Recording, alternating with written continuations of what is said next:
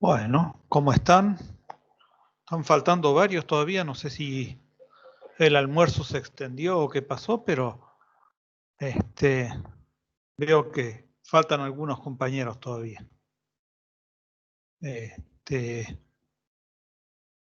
Esperamos unos segunditos más y ya largamos con el tema, salvo que alguien tenga alguna pregunta para hacer mientras tanto.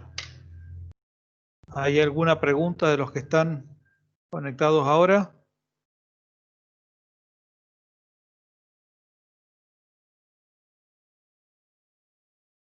¿No? Bien. Vamos a ir compartiendo el Power de hoy.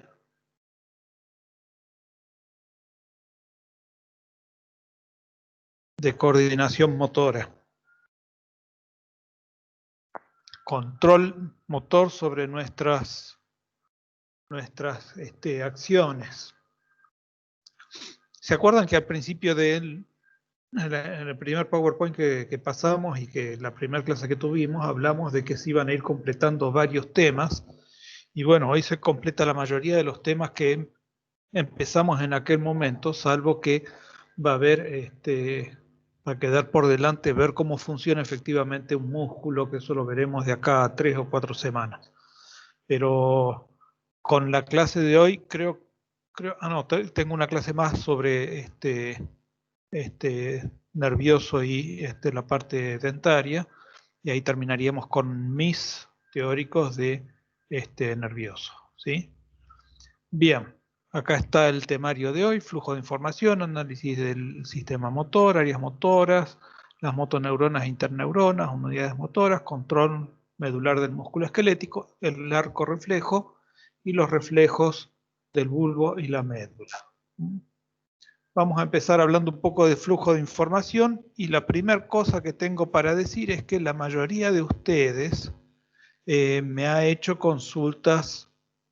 O sea, la mayoría que me ha hecho consultas suele no tener en cuenta este esquema que está aquí presente.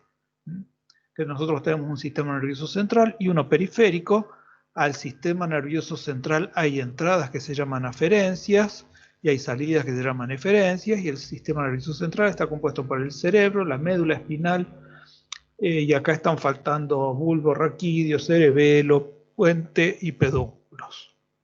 ¿Sí? Está faltando en este esquema. Ahora, esas entradas son viniendo de los sentidos somáticos, sentidos especiales y sentidos viscerales. En lo que tiene que ver con nuestra vida de relación, los sentidos viscerales no son muchas veces conscientes, son cosas que pasan de largo, pero sí los sentidos somáticos y los sentidos especiales tienen que ver con entradas, y esas entradas van a venir subiendo en su mayoría a partir de la médula espinal. O sea, llegan a la médula espinal y de ahí suben a centros superiores, salvo aquellos que vienen por los nervios craneales, como son el olfato, la vista, el gusto, que estuvimos viendo, el oído y el equilibrio. Pero son aferentes y forman las vías ascendentes en la médula espinal, mientras que las salidas forman las vías descendentes o motoras de parte del cerebro, especialmente en la parte somática. Van a ir a músculos esqueléticos, en la parte autónoma va a ir a músculos y glándulas, ¿sí?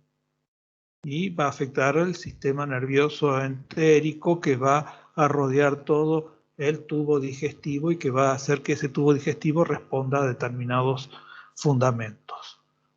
Vamos a ver varios esquemas, son muchas diapositivas con muchos esquemas, algunos simplemente están para que ustedes después los analicen, pero en principio esto quería ponerlo al principio. ¿Por qué? Porque muchos me preguntaron, ¿y cómo es? Y bueno, fíjense que muchas veces en las consultas que me hacen mezclan aferente con eferente o confunden aferente con eferente.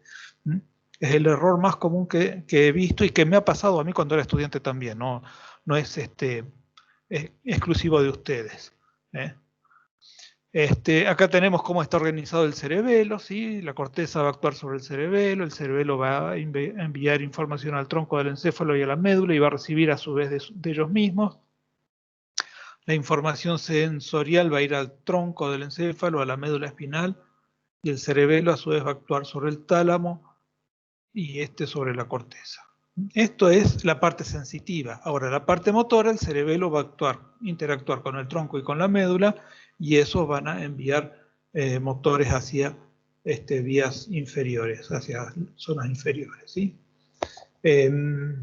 Hay vías de asociación y localización de función, ¿sí? Los dos hemisferios, ahora vamos a ver enseguida un esquema de todo esto. Los dos hemisferios cerebrales están unidos por el cuerpo calloso y las comisoras anterior y posterior del hipocampo. Esas son las estructuras que unen un hemisferio con otro, que están ahí en el centro, ¿sí? Y eso es una unión no solo anatómica, sino que también funcional. Las funciones que pasan por allí son muy particulares. En la corteza cerebral, las regiones funcionales están implicadas en la actividad sensorial y motora, y también la integración de información de varias fuentes, ¿sí? Nuestra corteza cerebral es lo que nos capacita para que nosotros podamos ser conscientes de lo que pasa alrededor nuestro y adentro nuestro también. Si no llega la información a la corteza, no la podemos procesar adecuadamente, voluntariamente, no la hacemos consciente. Por eso hay integración de funciones sensoriales, o sea, aquello que sentimos, y motoras, aquello que queremos hacer. De repente yo siento necesidad de comer, y si yo sigo sintiendo necesidad de comer y no me muevo hasta donde haya alimento y me lo sirvo, la función motora, que va a integrar la sensorial, no va a satisfacer la necesidad. La corteza es esencial para funciones intelectuales superiores como el aprendizaje, el razonamiento, la memoria, habilidades de lenguaje y pensamiento consciente. Son las funciones que estamos utilizando todos nosotros en este momento, ¿sí? Todos, porque nosotros estamos aprendiendo, estamos razonando, estamos memorizando, estamos utilizando habilidades de lenguaje, ya sea emitiendo de mi parte o recibiendo de parte de ustedes, y pensamos conscientemente, salvo que alguno ya se haya dormido a la siesta. Pero la intención de esta clase es que no se duerman. Y además de todo eso, la corteza está implicada en la actividad motora fina. Cuando nosotros hablábamos de hacer actividades, y la corteza es la que va a decidir qué cosas más específicas voy a hacer, no movimientos toscos, sino movimientos refinados que nos permiten hacer diferentes cosas. Fíjense que acá hay varias áreas que después, si ustedes quieren, pueden mirarlas más tranquilamente, pero acá está la cisura de Rolando entre la parte azul y roja, que nos separa la parte azul sensitiva, la parte roja motora, con dos zonas, esta es la motora primaria, la motora secundaria y la premotora, que se llama aquí, que es la que va, las tres que van a coordinar los movimientos en general desde la corteza. Enseguida vamos a repasar algunos conceptos. Esas áreas se prolongan hacia la parte interna, ¿sí? Acá tenemos el cuerpo calloso y el hipocampo, que van a conectar un hemisferio con el otro, con el del lado opuesto. Acá está la zona olfatoria que vimos el otro día, la zona visual, separada en tres partes. Una es la que recibe los estímulos visuales, la otra interpreta y la otra decodifica. Acá tenemos las estructuras que unen un hemisferio con otro. Acá está en dibujos separadas esas estructuras, y acá las tenemos insertas entre los dos hemisferios. Otro esquema de cómo circula la información, especialmente la parte motora, la corteza cerebral va con el tálamo, con los núcleos basales del núcleo rojo, afecta la formación reticular, a su vez todo esto está influido por el cerebro, que va a afectar, cerebelo, que va a afectar al núcleo vestibular. Cada una de estas partes va llevando su vía motora particular. Algunos incluyen una vía que sale de los núcleos basales, otros lo hacen pasar las vías piramidales por el núcleo rojo. Hay diferentes teorías. En general, esto es algo que no vamos a tener problemas en decodificar. Bien, acá están las vías motoras, ¿sí? Las piramidales que hablábamos en las clases, la segunda clase creo que fue que hablamos de la piramidal. Después tenemos la rubroespinal que sale del núcleo rojo. Acá están los orígenes, ¿sí? La tectoespinal del colículo superior, la vestíbuloespinal de los núcleos vestibulares, aquellos que reciben la información del equilibrio o del movimiento de la cabeza, y la retículoespinal que sale de la formación reticular, tanto del bulbo como de la protuberancia o el puente de Barolio.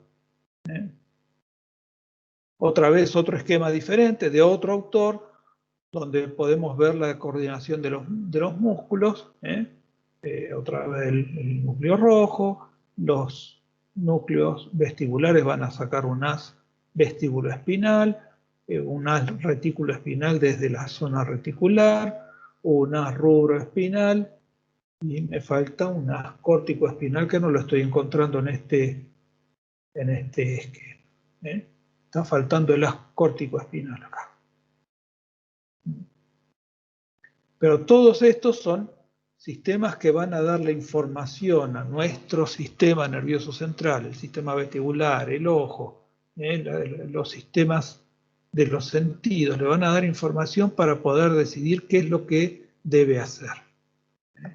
Vamos a ver algunos esquemas sensoriales, simplemente y rápidamente. Acá tenemos representadas las vías sensitivas sensoriales que van a ascender desde la periferia hacia los centros nerviosos a diferente nivel, llegando hasta la corteza en la zona post-rolándica, la que teníamos pintado ahí en el esquemita de color azul. ¿Sí?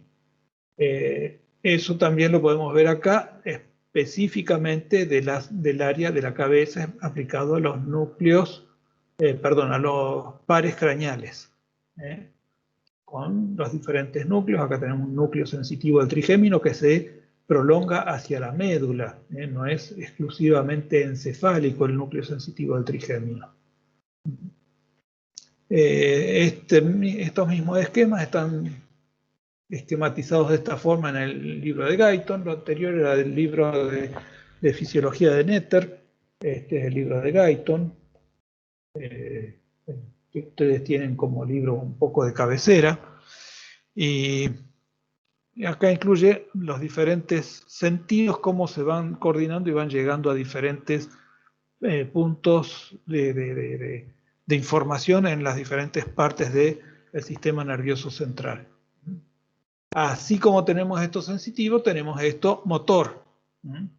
Esto motor que van a partir de la corteza otra vez, van a pasar por diferentes núcleos en la parte cefálica del sistema nervioso central, van a llegar al asta anterior de la médula, ya sea directamente o por neuronas intercalares, y van a inervar la fibra motora. Ya vamos a ver cómo pasa eso. Esto hace que nuestro cerebro en la zona post-rolándica sea sensitiva y tenga esto se llama homúnculo de la sensibilidad y esto homúnculo de la motricidad. ¿Sí? Es cómo está desarrollado en nuestro cerebro las diferentes partes. Quiere decir esto que para nuestro cerebro, tanto sensitivo como motor, la cara, boca incluida y mano tienen mucha más representatividad y muchas más funciones que el resto del organismo. Por eso el tamaño mayor, hay mayor zona de neuronas que parten de allí que van a estar destinadas o que llegan allí que van a estar destinadas a lo que está sucediendo tanto en la mano como en la cara y la boca. Fíjense que inclusive en la parte motora la lengua tiene una parte importante y el tragar tiene una parte importante, mucho casi más grande que el brazo, el codo o el tronco, individualmente de cada uno de ellos. Entonces, esa zona motora o esa zona sensitiva están representadas por estos muñequitos, vamos a decirlo así de alguna forma, que nos dan una idea de que en qué zona está ocupada el cerebro en recibir o en mandar respuestas a cada lugar. En este esquema tenemos los haces. Yo les había puesto al principio a otro parecido de otra autora, de Guyton. Los haces descendentes, ¿sí? Son estos, y ascendentes son estos. En realidad esto me hubiera gustado que esté al revés, no me di cuenta que estaba así, para tener los ascendentes de la izquierda y los ascendentes de la derecha, descendentes de la derecha, pero bueno, está al revés. Estos son sensitivos y estos son motores. Y ahí están marcados los fascículos, los haces por donde van descendiendo los haces motores o los fascículos o haces que van ascendiendo con la información hacia el sistema nervioso central. Vamos a analizar un poquito la anatomía y la fisiología del sistema motor, que en realidad es algo integrado con el resto del sistema nervioso, pero tiene una particularidad. Ya hablamos un poco del homúnculo, acá está representado por otro autor, está en la zona anterior del cerebro, que se conecta con las zonas, anterior de la cisura de Rolando, que se conecta con otras zonas anteriores para formar la corteza motora, y que se interrelaciona con la del otro lado. Acá no está dibujado, pero se interrelaciona a través del cuerpo calloso con las del otro lado o a través de entrecruzamientos con las pirámides, de forma tal que la parte motora derecha va a controlar la motricidad izquierda y la parte motora izquierda va a controlar la motricidad derecha. Lo dije al revés, pero es lo mismo. Y eso está en función de la anatomía. La anatomía nos dice que esos haces se cruzan a nivel de bulbo raquídeo y van a formar lo que se llama pirámides. El ensanchamiento que tiene el bulbo raquídeo está dado un poco por el entrecruzamiento de los haces córtico-espinales y córtico-vulvares, ¿sí? Que son descendentes. Bien. Por otro lado, otra vez un esquema similar a los que vimos antes, cómo está organizado anatómicamente. Las neuronas motoras alfa son la vía final común del control motor.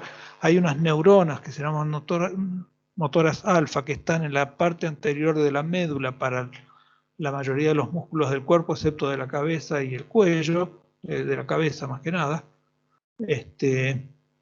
que son las que van a inervar finalmente al músculo. A esa se la llama neurona motora alfa o neurona motora final común, ¿sí? Todos los estímulos van descendiendo y terminan en esa neurona que va a mover efectivamente el músculo, que va a inervar efectivamente el músculo, ¿sí? No es una neurona para cada músculo, sino que hay varias neuronas para los diferentes músculos. El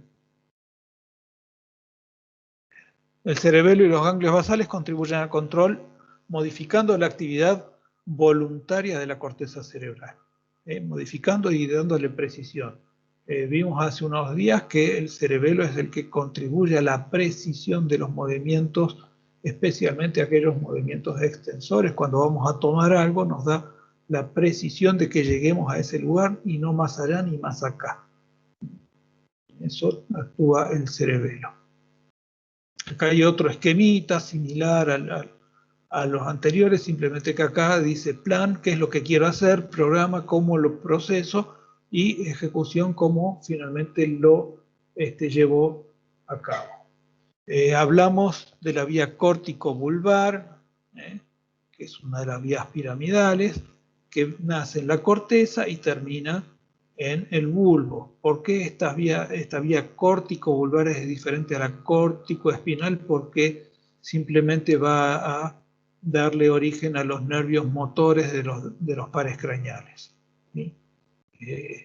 Es la que va a actuar sobre los pares craneales. Los pares craneales, como sabemos, actúan en los músculos faciales, en el trigémino, el noveno par craneal, y se me está escapando alguno, pero no lo recuerdo. Simplemente que parte de la corteza y llega hasta el bulbo. Bien, Hablando de motoras alfa, motoneuronas alfa, neurona motora final común, son las que van a inervar el músculo, ¿sí? Esa neurona motora final común, para que el músculo sea estimulado a la contracción, debe recibir información desde, primero, los reflejos, ¿sí? Los reflejos son segmentarios, quiere decir que el reflejo se va a dar en un segmento de la médula, ¿sí? Esos segmentos generalmente se los estudia anatómicamente de acuerdo a las vértebras que están asociadas a esa porción de médula. ¿Sí? Y entonces se sabe que por determinado nervio espinal va a llegar la información que va a alimentar esa neurona y por lo tanto va a ejercer la vía refleja. Esos reflejos pueden estar estimulados por el dolor, por la propiocepción. El dolor viene de la parte sensitiva, ¿sí? Especialmente temperatura y dolor, ¿sí? La propiocepción a través de la recepción de los receptores que tiene el músculo para ver su actividad y las articulaciones. Eso vamos a hablar un poquito más adelante en la clase. Y el tacto, que tiene que ver con la sensación, si esto es liso, esto es rugoso. Especialmente al caminar, nosotros no tenemos en cuenta cómo el pie se va acomodando a la diferencia de relieve de acuerdo a la percepción, y esos son reflejos que se van dando en nuestra vida. Por otro lado, vamos a tener que esa neurona va a estar estimulada o inhibida por la vía piramidal desde la corteza cerebral, ¿sí? Córtico espinal, en este caso. Si fuera algún músculo que sale, por ejemplo, de los masticadores, va a ser la córtico vulvar. O córtico nuclear también aparece en algunos libros. Y puede estar estimulado o inhibida por otras vías. ¿Cuáles son esas otras vías? La retículo espinal, que facilitaba en el caso del bulbo o inhibía en el caso del puente. La vestíbulo espinal a través del órgano vestibular que lleva a los núcleos que están allí en el cerebelo y en la protuberancia, especialmente la protuberancia, y que van a modificar las contracciones o relajaciones de los músculos, modificando la información que llega a la neurona final común. Y por otro lado, la vía rubroespinal. En algunos libros, como ya dije hoy, pone adicionalmente otra vía que tiene que ver con los núcleos del hipotálamo. Sí. Pero en principio esas son las vías. De esta forma nos queda el cuadrito completo así, los reflejos y las diferentes vías. Básicamente esto es la coordinación de todo el sistema motor, que tiene como destino final la neurona final común, o motoneurona alfa o neurona motora alfa, que va a inervar el músculo esquelético. Músculo esquelético que es voluntario, es diferente al liso y al cardíaco, ¿sí? ¿Cuáles son las áreas de la corteza que van a trabajar en nuestro cerebro? ¿Sí? Primero tenemos que hablar de una corteza motora primaria, que está... Brodmann fue uno de los que dividió la corteza motora y la corteza cerebral, le dividió en diferentes partes, les puso números, ¿sí? La parte 4 del área de Brodmann es la corteza motora primaria, después la 6 es otra parte de la corteza primaria secundaria, y forma también la parte premotora, y en la parte 8, que está un poco más adelante todavía, está encargada del movimiento conjugado horizontal de los ojos. Y otras zonas que van a aportar a este control son 1, 2 y 3, la parte sensitiva y el lóbulo parietal, ¿sí?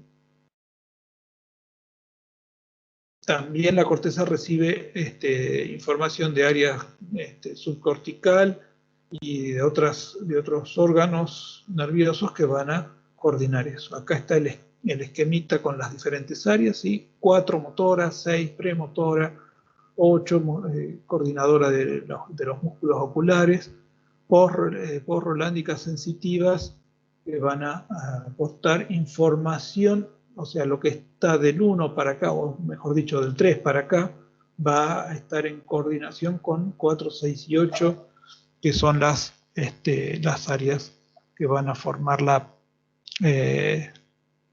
por decirlo de alguna forma, la voluntad del movimiento, ¿sí?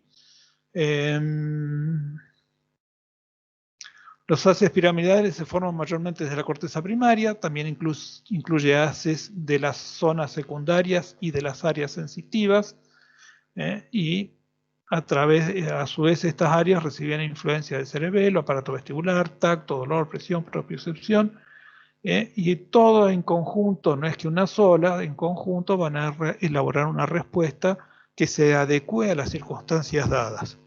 Fíjense que esto está hablando de algo que no tiene que ver con los reflejos. Los reflejos son respuestas inmediatas, que ahora enseguida después vamos a ver, y rápidas. El reflejo se ejecuta antes de que las vías superiores se enteren. Y si no, piénsenlo ustedes, se quemaron un dedo y sacan el dedo y después dicen, me quemé.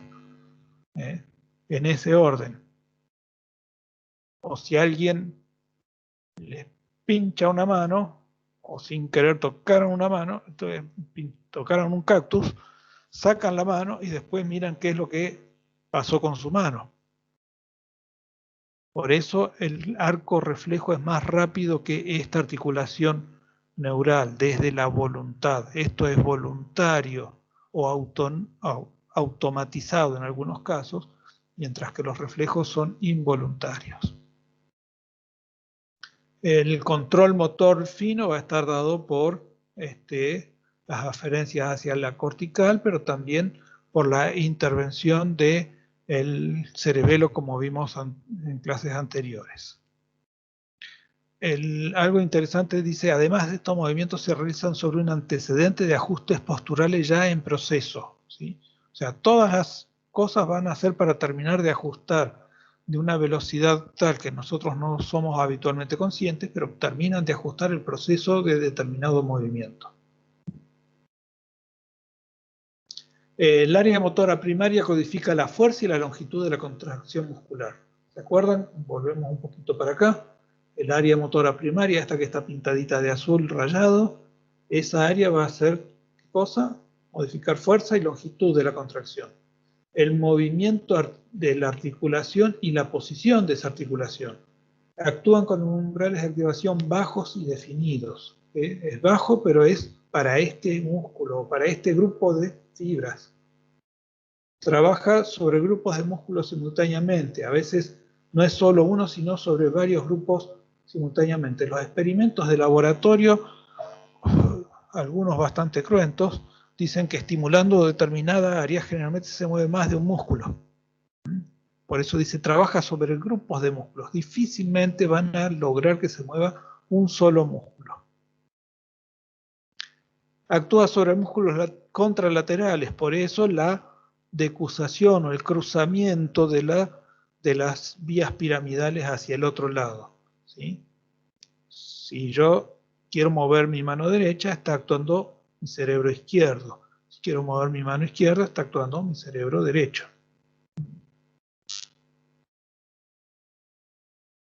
En las áreas de la cabeza pueden ser movimientos bilaterales, o sea que al actuar de un lado afecta a ese lado y al lado contrario.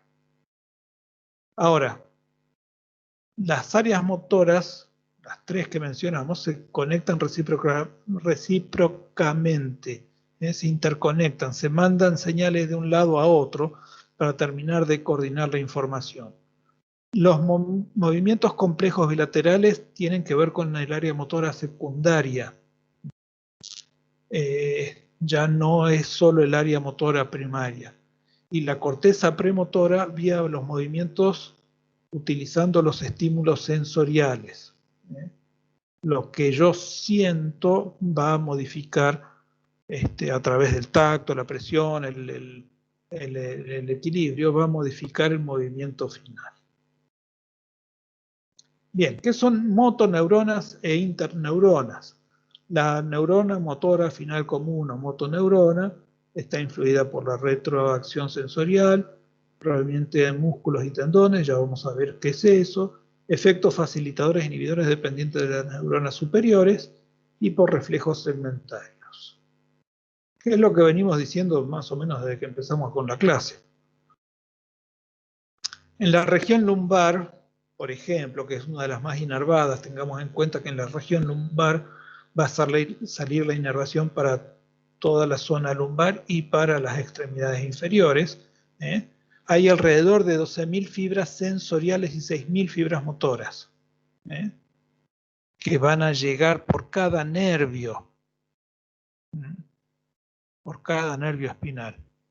O sea, 12.000 de un lado, 12.000 del otro, 6.000 de un lado, 6.000 del otro. ¿Sí? Lo que nos da en total 36.000 fibras. Pero 36.000 fibras es un poco menos del 10% de las 375.000 cuerpos celulares que hay en un segmento lumbar. Esto nos hace pensar que fácilmente hay muchas más neuronas de las que se necesitan tanto para recibir como para mandar, teniendo en cuenta que las sensoriales tienen sus cuerpos neuronales en los ganglios neuronales que están paralelos a la médula espinal. Estos 375.000 menos 12.000, la mayor parte son células que no tienen relación directa con la motricidad. No tienen relación directa con la motricidad, sino que son células de asociación, ya sea de la parte sensitiva o de asociación de la información que va hacia los centros superiores o que viene de los centros superiores. Acá estamos diciendo los centros superiores o inferiores y hacen sinapsis en el mismo segmento. También tiene que ver con sinapsis con el mismo segmento, ya sea del mismo lado o del lado contrario. Se cree que la mayor parte de las vías descendentes hacen sinapsis con neuronas intercalares y no directamente con la motoneurona alfa. Esto lo dice un autor. Otros autores dicen que no, que hacen directamente asociación con la motoneurona alfa. Todavía hay mucho para estudiar. Cuando yo estudiaba había 30% de la información de que estamos dando ahora. Ahora se avanzó mucho, pero todavía quedan cosas para descubrir en la parte de la fisiología y el funcionamiento normal del sistema nervioso, especialmente del sistema nervioso. Y bueno, eso nos dice que tiene que haber interneuronas, ¿sí? Que establecen relaciones entre lo sensitivo y lo motor, que pueden ser segmentarias, pueden ser intersegmentarias o que vienen desde áreas superiores, que actúan coordinando movimientos aprendidos e innatos para la marcha y la defensa. Pueden estimular o inhibir una acción determinada.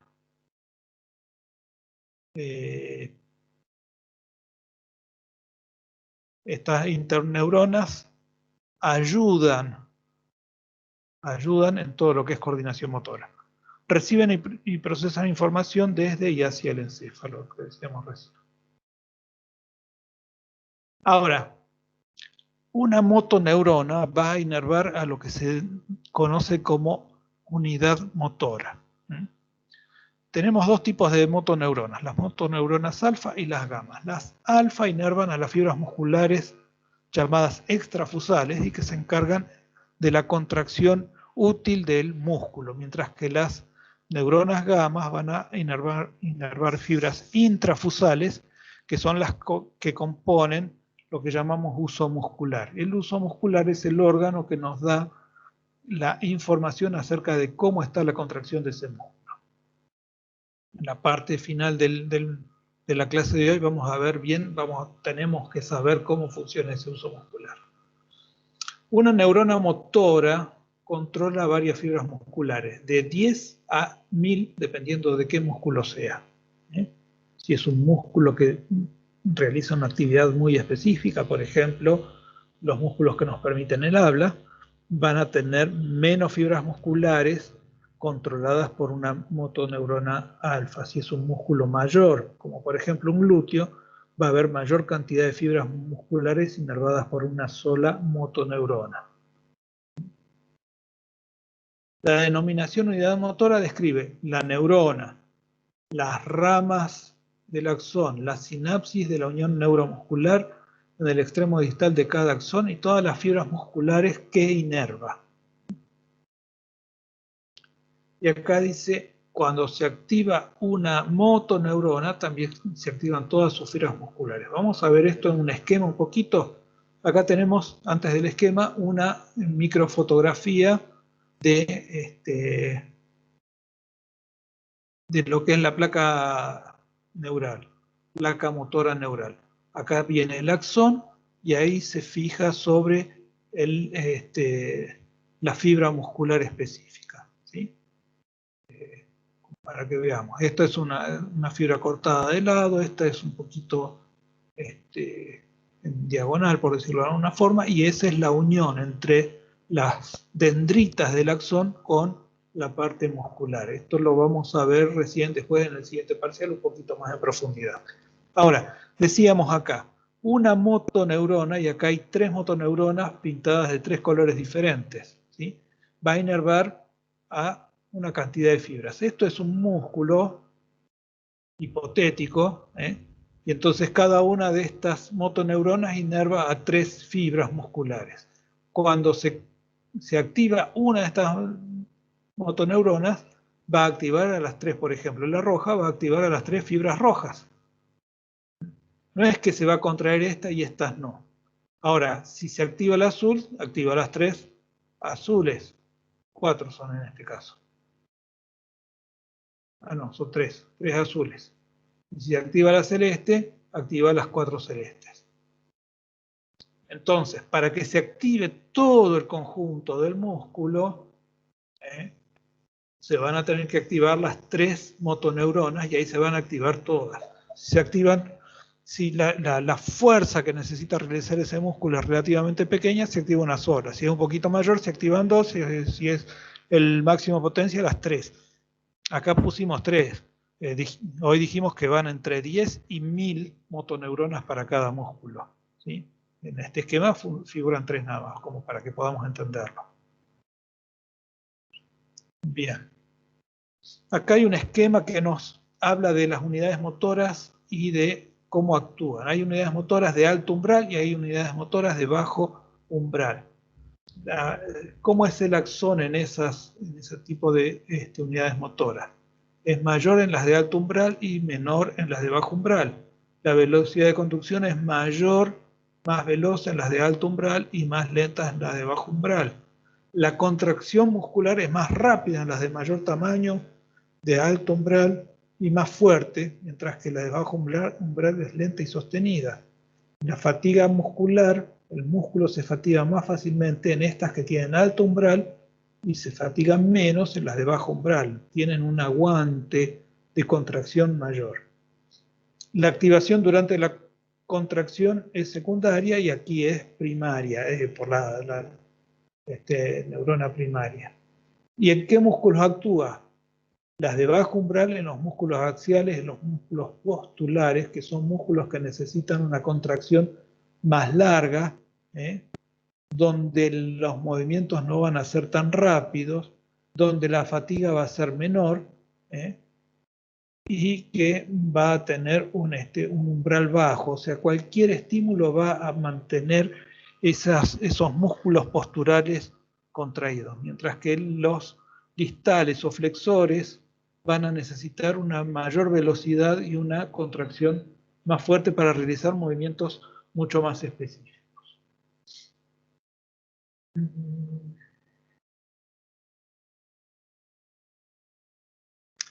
Los músculos interactúan ampliamente con el mantenimiento de la postura y van tocando parte de del circuito de la médula que controlan en forma automática gran parte de esta interacción. La retroalimentación sensorial de los músculos alcanza las neuronas motoras de aquellos relacionados y en menor grado a los más distantes. Por ejemplo, si yo estoy teniendo una información que me dice que mi brazo está dejando de hacer la fuerza que debiera hacer, va a estimular nuevamente, por decirlo de alguna forma, el músculo bíceps, pero ese bíceps se va cansando y ya no ejerce tanta fuerza, y entonces va a haber mayor estímulo para ese bíceps, pero ahora como el bíceps no sigue teniendo tanta fuerza porque se fatigó, va a ser reemplazado parte de esa fuerza con, por ejemplo, el deltoides, por poner un ejemplo burdo. Y si yo quiero tener un poquito más de algún músculo más distante, bueno, acercaré parte de los músculos del tronco para poder apoyarme mejor y poder soportar mejor y que el bíceps no trabaje tanto. Bueno, es toda una cadena. Nosotros vamos adecuando de acuerdo a la necesidad que vamos teniendo y a la fatiga que va teniendo los diferentes músculos. Además de activar circuitos locales, los músculos y las articulaciones transmiten información sensorial ascendente por la médula hasta centros superiores. La médula va a proporcionar el control al músculo esquelético a través de un sistema que se llama uso muscular. La información del uso muscular provoca acciones en las motoneuronas que van a tener alrededor de 14 micrómetros de diámetro, y sobre las motoneuronas gamma que van a ir a inervar ese mismo uso muscular que tiene 5 micrómetros de diámetro. La cantidad de disparos de información que puede hacer un uso muscular está en torno a los 1500 disparos por segundo. Es una cantidad de información impresionante. 1500 disparos, 1500 señales en un segundo. Para que se den una idea, nuestro oído suele escuchar vibraciones de 68 vibraciones por segundo, las más graves. Y acá está hablando de 1500 disparos por segundo. Es terrible. Y toda esa información llega a la médula y la médula responde en función de eso. Eso hace que nuestro músculo que está manteniendo una posición, por decir una cosa, yo estoy sosteniendo en estos momentos el micrófono, el músculo que sostiene el micrófono no tiemble demasiado. ¿Por qué? Porque son 1500 temblores, microtemblores que se realizan en el segundo. Y también hay unas células llamadas de Renshaw que van a producir una inhibición de las motoneuronas circundantes, y esto tiene por objeto hacer que el movimiento sea mucho más preciso. La propiocepción en sí está dada por lo que nombrábamos hoy: usos musculares, órganos tendinosos de Golgi, terminaciones libres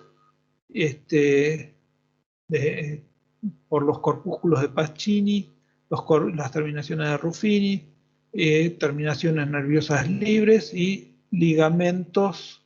Los ligamentos tienen unos órganos similares al órgano tendinoso de Golgi. Bien, acá vamos a ver un poquito cómo es esa propiocepción. Los músculos tienen usos musculares, órganos tendinosos de Golgi en la unión con el tendón. Tienen corpúsculos de Pacini y terminaciones nerviosas libres que le dan propiocepción a ese músculo. Estas terminaciones nerviosas libres, por ejemplo, tienen que ver con el dolor cuando el músculo acumula ácido láctico. Las articulaciones van a tener corpúsculos de Pacini y terminaciones de Ruffini. La cápsula articular que rodea una articulación tiene terminaciones libres, y los ligamentos tienen el órgano tendinoso de Golgi que los van a compartir con el músculo. ¿Qué es cada una de estas cosas? Bien, acá hay un esquemita donde podemos ver una fibra muscular con su tendón, y entre medio de las fibras musculares extrafusales, que son las que están alrededor, están las intrafusales, que van a tener una anatomía una microscopía un poco diferente, donde hay núcleos, células multinucleadas. En el centro tienen varios núcleos, ¿sí? Algunos están en hilera, que se llaman núcleos en cadena, y otros están amontonaditos, por decirlo de alguna forma, que se llaman núcleos en bolsa. Acá dice fibra de cadena nuclear, fibra de bolsa nuclear. Eso es en el centro. Y hacia las extremidades tiene una zona con fibras musculares de contracción, ¿sí? Esas fibras, ya vamos a ver, tienen la función de adecuarse a la contracción del músculo. Y por otro lado, el órgano tendinoso de Golgi está entre la finalización de las fibras musculares y el tendón, y le va a dar la posibilidad a ese tendón de saber cuán estirado está el músculo. Los usos musculares producen información sobre la longitud y la velocidad que se estira, y el órgano tendinoso sobre la fuerza que se está haciendo sobre ese músculo. Vamos a ver una microfotografía de los usos musculares. Acá tenemos una cadena en forma de bolsa, o de saco, bolsa o saco, y acá tenemos en forma de cadena. Y acá tenemos las fibras que se van a contraer, que van a formar las fibras llamadas extrafusales. Están rodeando a estas que están en el centro, y que son fibras musculares comunes que ustedes habrán visto en histología, que tienen los discos Z, H y demás, y que están con actina y miosina para poder ejercer la contracción. Acá se ve parte del nervio, los capilares, hay una cápsula rodeando estos núcleos que van a ser inervados. Bien, la inervación sensitiva, ¿qué quiere decir esto? Sensitiva, que a partir de ahí va a sacar la información de cómo está ese uso muscular. Tiene dos tipos de inervación. Primaria, otra vez el diámetro, la velocidad, que es más veloz, que está en el centro del uso nuclear, va a estar alrededor de los núcleos que están en el uso nuclear. Volvemos un poquito para atrás. Es esta neurona que está llegando acá, esa fibra nerviosa que se ve señalada con la flecha, está rodeando esto. Las terminaciones que se van abriendo de esa fibra nerviosa rodean todos los núcleos del uso muscular, de los usos musculares, ya sean en bolsa o en cadena. Un aumento en el estiramiento aumenta la cantidad de descarga, aumenta la señal, y da, si hay un aumento de señal, quiere decir que está diciendo, bueno, esto se está contrayendo más. Y si disminuye la frecuencia, es porque se está relajando. Y hay otro tipo secundaria de inervación que va a las zonas de las fibras musculares de los usos con núcleos en cadena. Volvemos un poquito para atrás. Acá van las secundarias, ¿sí? Acá en la fibra que tiene núcleos en cadena. Núcleos en cadena que son de 3 a 9 por unidad motora. Mayor cantidad. Las motoneuronas gamma son el 31% de todas las motoneuronas de un músculo. Si se activan las alfa, hay una coactivación de las A gamma. ¿Qué quiere decir esto? Que cuando el músculo, las fibras normales se contraen, también se contraen las fibras gamma del uso muscular, a través de aquellas fibras de la cadena nuclear. Hay estáticas y hay dinámicas. Las dinámicas tienen que ver con la bolsa nuclear. Esto también otra vez está influenciado por el cerebelo, los ganglios basales y la corteza cerebral. Vamos a ver esto y hacemos un pequeño recreo de 10 minutos, ¿sí? Los potenciales de acción, acá está ejemplificado qué es lo que pasa con el uso muscular. Cuando hay tensión en el uso muscular, aumenta la cantidad de señales. Al aumentar la cantidad de señales, le dice al músculo, bueno, vamos a relajarnos. Se relaja el músculo y, por decirlo de alguna forma, ese uso muscular queda flojito porque ya no está más tenso. Y entonces disminuye, incluso cesa la información que está pasando por allí. Y entonces disminuye el estímulo. Y por último, la activación de las neuronas alfa y gamma ocurre como parte de la contracción muscular en conjunto. ¿Por qué? Porque si yo contraigo solo las fibras que están rodeando al uso muscular, el uso muscular va a quedar flojo y no me va a dar ninguna información. Entonces tengo que ir acompañando la contracción del músculo con la contracción del uso muscular para que mantenga esa tensión y pueda dar la información adecuada, y si ese músculo se afloja o se contrae, pueda dar la señal correspondiente a la médula. ¿Sí? Es una forma de mantener la contracción constante, aumentarla o relajarla de acuerdo a la necesidad, pero que esa contracción y esa tensión que hay en el músculo se pueda ir transmitiendo al resto del sistema nervioso. ¿Sí? Entonces, la función del uso muscular es mantener informado a los centros nerviosos de cómo está contraído ese haz de músculos. ¿Sí? No se olviden que esto está por cada unidad motora. Por cada unidad motora hay un uso muscular, o mejor dicho, hay alrededor de 3 usos musculares en cadena y alrededor de 12 o un poco menos de 12 usos, 12 usos en cadena y alrededor de 3 usos con bolsa nuclear. Entonces todo eso es por cada unidad motora, y cada unidad motora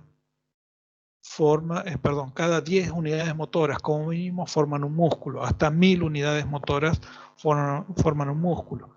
Así que un músculo puede tener hasta 3000 usos musculares en bolsa o 12.000 usos musculares en cadena. ¿Está?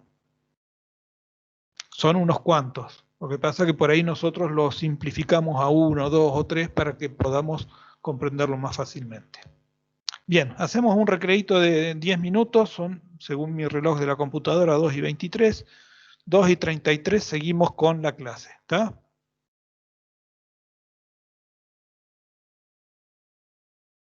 Bueno.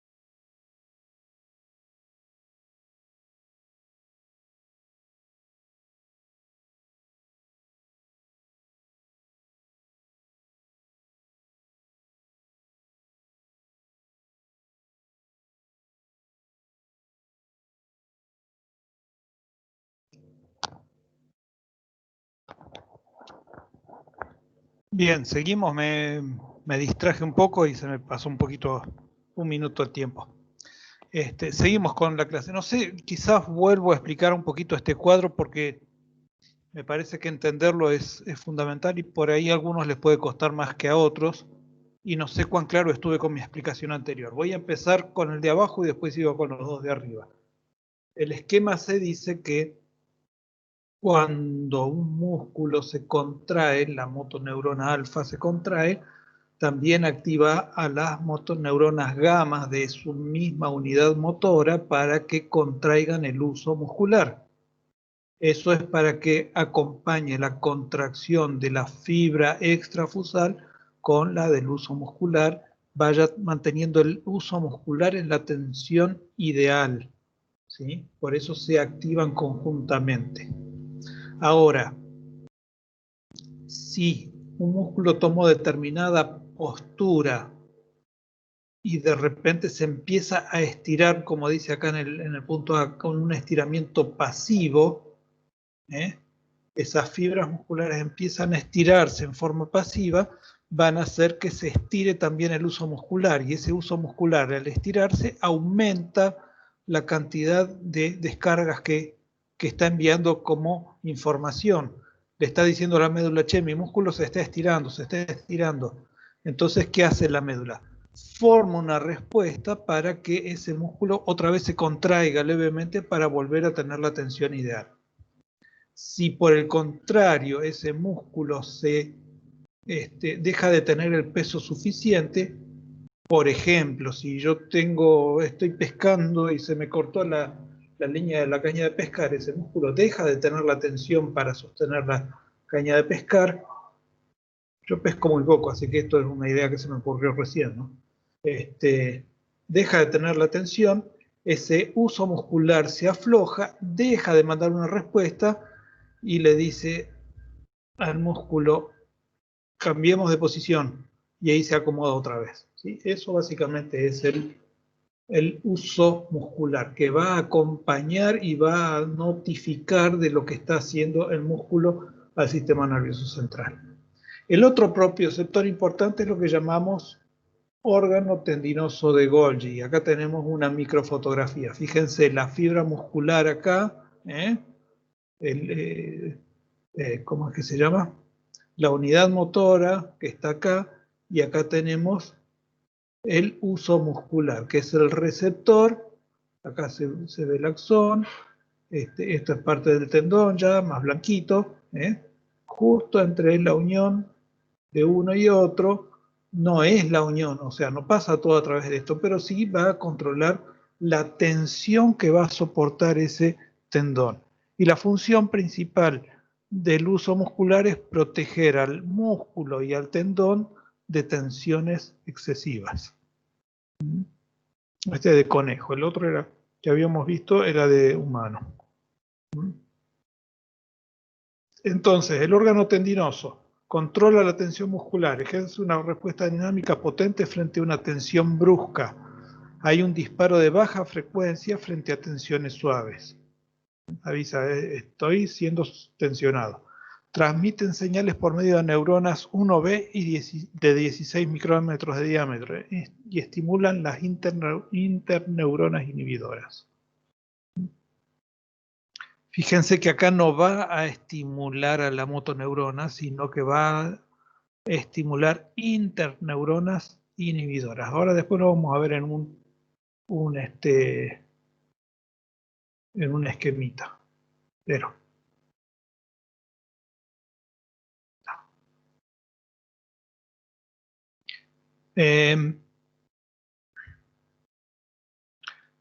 toda esta información que llega a través de los axones tipo 1A y 1B va a ir a interneuronas raquídeas que dan origen a las vías espinocerebelosas que le van a dar esta información al cerebelo para que el cerebelo después trabaje sobre el tálamo y sobre la corteza y sobre la formación reticular, para modificar la tensión y la longitud que tiene en el músculo. Bien, acá tenemos órgano tendinoso de Golgi, músculo recto anterior, fíjense lo que está pasando. El órgano tendinoso va a mandar la información para arriba, pero también va a ir a neuronas intercalares que van a estimular el músculo contrario y van a inhibir el músculo donde está recibiendo la información del órgano tendinoso de Golgi cuando la tensión es excesiva. ¿Sí? ¿Entendió? Este punto celeste es un menos. No sé por qué pusieron el punto celeste los que hicieron este libro, pero es un menos. Inhibe la musculatura que está siendo, donde está siendo estirado ese órgano tendinoso. Y facilita o estimula al músculo contrario, que ejerce la acción contraria. Por ejemplo, si este es un flexor, va a estimular el extensor. Y si este es un extensor, va a estimular el flexor. ¿Sí? Para evitar que se rompa esta unión aquí. Bien. Vamos a ver un pequeño videíto de unos pocos segundos. Presten atención porque se pueden perder toda la acción. Esto es importante para saber dónde colocarse en determinados experimentos.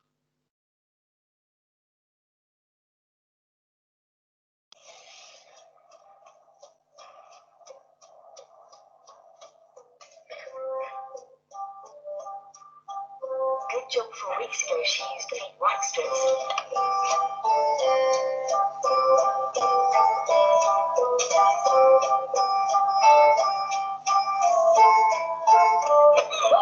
If only every feeling lasted as long. Feet smoothness, a feeling that lasts. Acaban de ver un arco reflejo en ejecución, ¿sí? El típico ejemplo del arco reflejo. ¿Qué es lo que pasó cuando el doctorcito distraído, que no estudió fisiología ni arcos reflejos, golpeó acá? Se elevó la pierna. El golpe sobre el tendón hizo que se estirara el uso muscular, y ese uso muscular que estaba siendo demasiado estirado le dijo a la médula: estoy siendo demasiado estirado, mandó la información y contrajo el músculo. Y esa contracción del músculo fue lo que produjo la patada. Fíjense de vuelta, mírenlo de vuelta. El uso muscular manda por la vía verde la información a la médula espinal. Puede ser un reflejo monosináptico, o sea que no hay neuronas intercalares. Actúa sobre la motoneurona y la motoneurona alfa contrae músculo para que el uso muscular no siga siendo tensionado. Por ahí alguno podría pensar, como me pasaba a mí cuando estudiaba, ¿y qué pasa con el órgano tendinoso? El órgano tendinoso responde un poquito más lentamente que el uso muscular. A esto se lo llama reflejo rotuliano, en este caso es rotuliano, pero este es un reflejo de extensión. Se lo llama también reflejo miotático del músculo, ¿sí? Bien, ¿qué es lo que pasó acá? El estiramiento, en este caso no fue pasivo, ¿no? Fue producido por percusión del tendón, estira las fibras del uso. Ese estiramiento del uso deforma la región central, bolsa o en cadena, que estimula terminaciones que van a los nervios sensoriales. Los potenciales de acción de los nervios sensoriales van a la médula, las raíces a través de las raíces dorsales de los nervios espinales, que tienen el axón en los ganglios espinales.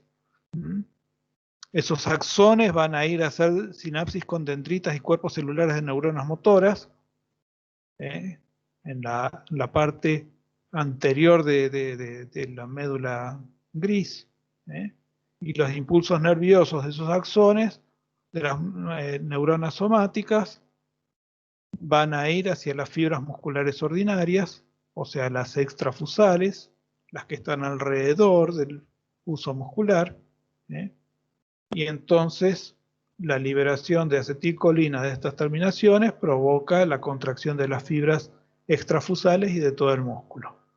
La contracción del músculo alivia el estiramiento de los usos y disminuye la actividad de las fibras nerviosas aferentes del uso. Bien. ¿Qué reflejos hay tanto en la médula como en la zona vulvar que va a ser la que inerve los músculos de la cara y los que más nos interesan a nosotros, los masticadores? Tiene circuitos neuronales que generan reflejos. Estos reflejos son acciones estereotípicas producidas en respuesta a un estímulo. Hay un estímulo y se produce el reflejo. Una de las funciones de un reflejo es generar una respuesta rápida.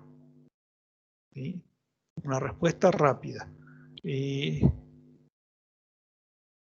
para que nosotros tengamos un reflejo tenemos que tener un sensor, que ese sensor puede ser el uso muscular, puede ser el órgano tendinoso de Golgi, puede ser un sensor táctil, una vía aferente dada por el nervio sensitivo, sensorial, un centro integrador en alguna sustancia gris y una vía eferente dada por la neurona motora, un efector que es el músculo. Eso es lo que forma todo un reflejo. Podríamos decir, en el caso de estar comiendo, el sensor puede ser el olfato, la vía aferente los nervios de ese olfato, el centro integrador el centro del olfato, la vía eferente va a ser una neurona que va a inervar la glándula salival y esa glándula salival va a ser el efector que libera una cantidad de saliva que produce, que permite una digestión de la primera etapa. Pero en este caso que nos interesa a nosotros, el sensor, ya dijimos, uso muscular, órgano tendinoso de Golgi o tacto, y el efector es el músculo voluntario, que en este caso pasa a ser involuntario.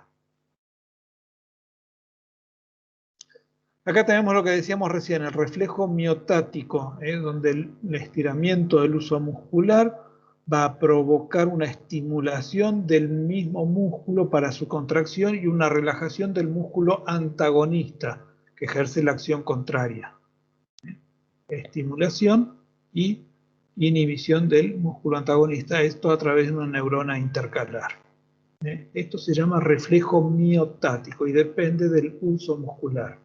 El otro reflejo típico se llama reflejo miotático inverso y depende del órgano tendinoso de Golgi, lo que veíamos recién en el dibujito en celeste y blanco, llega a través de la célula que está en el ganglio espinal y va a inhibir el mismo músculo y estimular el músculo antagonista. Es inverso al reflejo miotático. ¿Por qué? Porque inhibe este músculo porque está sintiendo demasiada tensión. Y el último reflejo que tenemos importante es el reflejo de flexión por nocicepción. Ante una agresión, en este caso la quemadura del dedo, va la sensación a través del axón, de las dendritas, llega el cuerpo neuronal, pasa a una neurona intercalar y esa neurona intercalar va a alimentar el músculo que va a ejercer la flexión para evitar que siga habiendo la nocicepción o la agresión que está sintiendo en ese momento el organismo. En este caso, en el caso ilustrado acá, es el calor provocado por el fuego. Puede ser, como decíamos hoy, un pinchazo, como el que vamos a ver a continuación. Y fíjense, viene el sentimiento de que está pinchándose el pie, y en este caso va a provocar la contracción del cuádriceps, la relajación del antagonista, la contracción del antagonista y la relajación del cuádriceps del lado contrario. ¿Para qué? Para seguir manteniendo el equilibrio a pesar de el movimiento brusco que se realizó aquí. ¿Sí? Acá está completito, de un lado y del otro, cómo actúa en las cuatro vías principales, por decirlo de alguna forma. ¿Sí? Y fíjense la cantidad de interneuronas que tenemos acá trabajando. 4 interneuronas, por lo menos, para poder realizar este reflejo. Acá tenemos esquematizados los 3 reflejos, miotático o de estiramiento del órgano tendinoso, miotático inverso, o flexor de retirada o nociceptor. Hay diferentes formas de llamarlo. ¿Sí? Ahí están los 3 reflejos que hablamos recién. Y además de eso tenemos que considerar que hay otros reflejos que hablamos en la primera clase, que son el movimiento rítmico de la marcha, y en este caso puede ser en un solo miembro, cuando tenemos un solo miembro que está realizando el movimiento. Nos puede pasar a nosotros cuando estamos dormidos, de repente queremos caminar con un pie y nos despertamos porque quisimos caminar en la cama y no podemos, estamos acostados. Se da como un reflejo rítmico, la contracción y relajación de los diferentes músculos para poder caminar. Un animal que le tocamos, lo tenemos con las patas en el aire, le tocamos una pata, va a tratar de caminar con esa pata que le tocamos. El reflejo del tropezón, cuando nos tropezamos con algo y tratamos de acomodar el resto del cuerpo. La marcha recíproca de las extremidades opuestas, en el caso de un animal que se desplaza en 4 patas, marcha en diagonal para hacer para marcar el paso, o el reflejo del galope para poder hacer un desplazamiento más rápido. Estos 3 últimos tienen que ver más con animales que con el ser humano. No es que el ser humano no los tenga, sino que los tiene inhibidos en parte por caminar en 2 pies. Ahora, fíjense que la marcha en diagonal de las 4 extremidades se da en el hombre, que va caminando cuando adelanta el pie derecho, adelanta el brazo izquierdo y viceversa. O sea, el miembro contralateral acompaña el adelantamiento de uno de los pies. En eso nos parecemos unos a otros. ¿Sí? Nos parecemos a los animales, nos parecemos, no somos animales, a pesar de que biológicamente somos animales.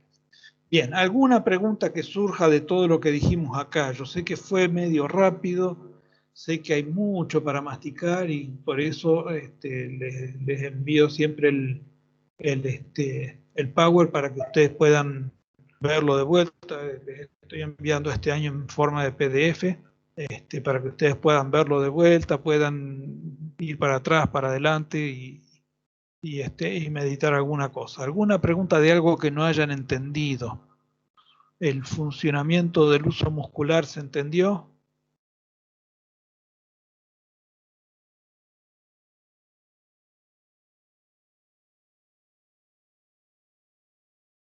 ¿O están todos dormidos o entendieron todo?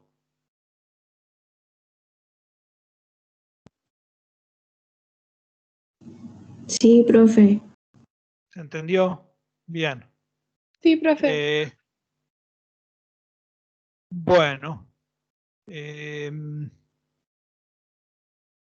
Entonces nos vemos el jueves que viene. Ahí vamos a hablar de la parte que tiene que ver más específicamente con pulpa y con ligamento periodontal, y cómo afecta a nuestra fisiología normal, la parte nerviosa, a nuestra fisiología normal, ¿sí? Entonces nos vemos el jueves, que tengan una linda semana, Profe. un lindo fin de semana. Sí, Ayelen. Este es el de la clase de hoy, ¿es el último tema para el parcial? ¿O no, queda uno más? La clase que viene y ahí termina? Ahí terminamos. La clase que viene terminamos con lo que me toca a mí de este primer parcial. No sé si Diego o Karen tienen algún tema más. No recuerdo en este momento, tendría que mirar el temario, pero creo que ustedes lo tienen, ese temario. el Sí, cronograma. lo tenemos. Solo quería asegurarme porque ahora con Sí, los sí. cambios de organización a veces hay Sí, que sí. estar al tanto bien y es mejor preguntar que quedarnos con la duda. Y que llegar sin saber el examen, exacto. Bien. Muchas ¿Alguna otra gracias. duda? No, por nada. ¿Alguna otra duda? Ahí entendí. Muchas gracias. Bueno, buena semana, buen fin de semana también. Sigan estudiando, métanle pata. No se olviden de diferenciar entre vías ascendentes y descendentes, ¿eh? Que es un error que cometemos muy fácilmente todos, ¿eh? Especialmente cuando estamos estudiando. Bien. Hasta luego. Gracias, Chao, profe, profe. gracias. Chao. Chao. Chao, profe. Chao. Chao. Chao.